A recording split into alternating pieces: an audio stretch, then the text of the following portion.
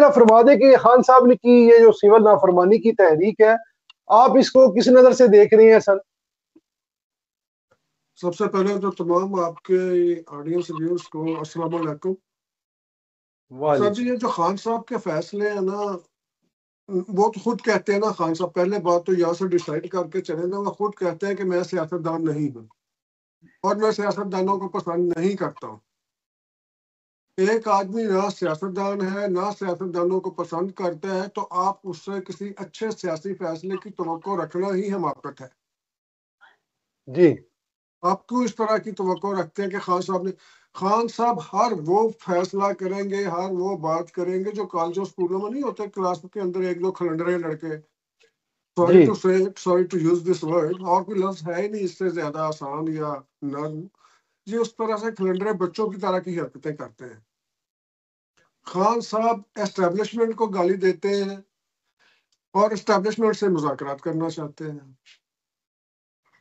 खान साहब सियासतदान को गाली देते हैं और खान साहब सियासतदानों के लिए उन्होंने मुज़ाकराती टीम भी बना दी है।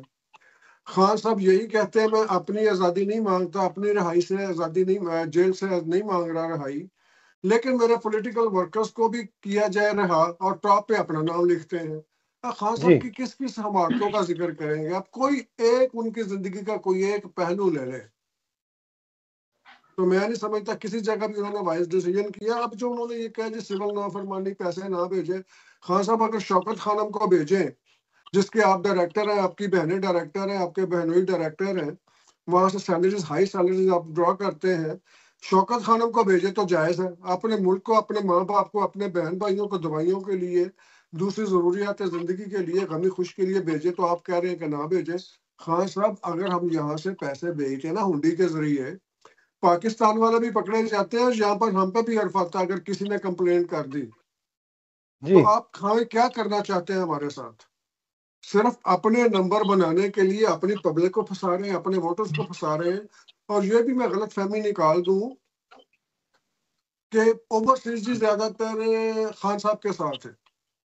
ओ भाई, आप इसका उनसे कह के लिस्ट मंगवाए, मुझे अपने अपने शहर का पता है टोरंटो का, लिस्ट मंगवाए।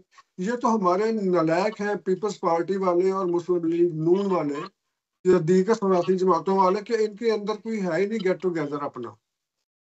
और जबकि वो है व्हाट्सएप पे जनाब फटाफट एक्टिव हो जाते हैं।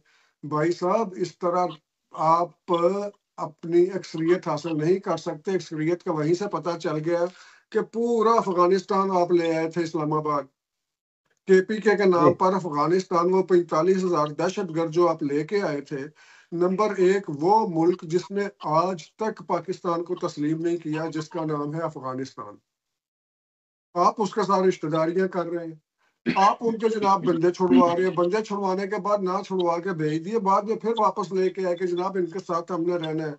तो भाई साहब आप भुगते फिर। और आपका तो एजेंडा ही ये है कि पाकिस्तान ज्यादा से ज्यादा डिसेबल हो।